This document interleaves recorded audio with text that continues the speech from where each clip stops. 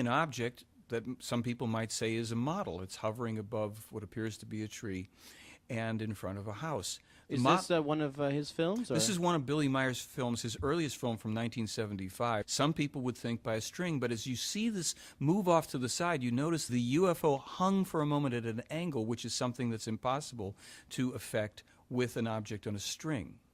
But it looks like so shaky and like being pulled up and down. Yes. And is this the usual way they fly? No, this was a demonstration flight, and some of what was accomplished here was the characteristic and to be expected movements would come from an object, a pendulum-like object, an object on a string. And then we see these other smooth and flowing movements as the UFO is moving about the tree.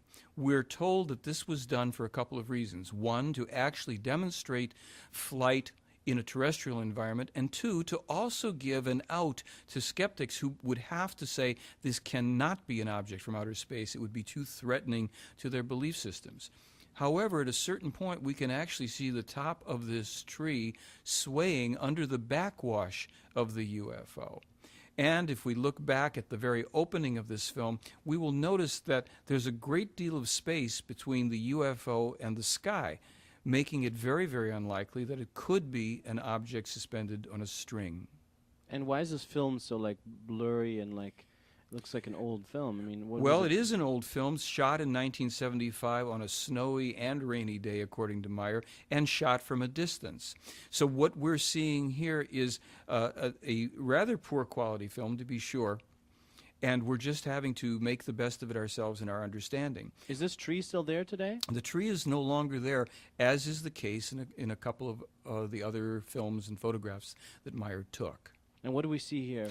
Here is a much clearer film segment that Meier took with a UFO hovering above a road, and we can see a car moving slowly to the left in the bottom. Oh yeah, of that this white frame. dot there, yeah. The white dot. We're going to see another one in a moment. We also notice that there is a tree branch with some leaves to the left. Meier was encouraged oftentimes to have objects in the foreground for perspective and calculating the distance. Here the craft is moved suddenly to the left, and it's exhibiting a characteristic floating motion that we're told is really the craft riding on the magnetic field of the Earth.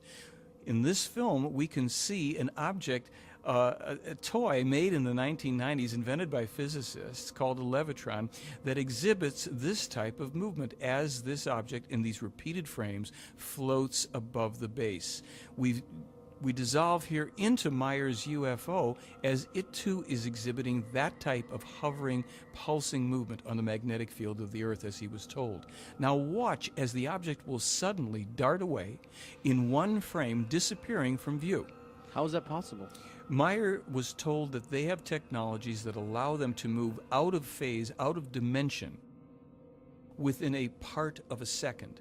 They can not only move out of dimension that quickly, they can also pop back into dimension.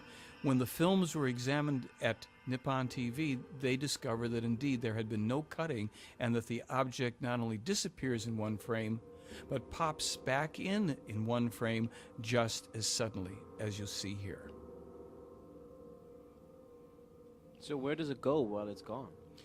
Well, that's a good question. As we observe it here disappear one more time, we can wonder just exactly where it goes. I don't have an answer for it.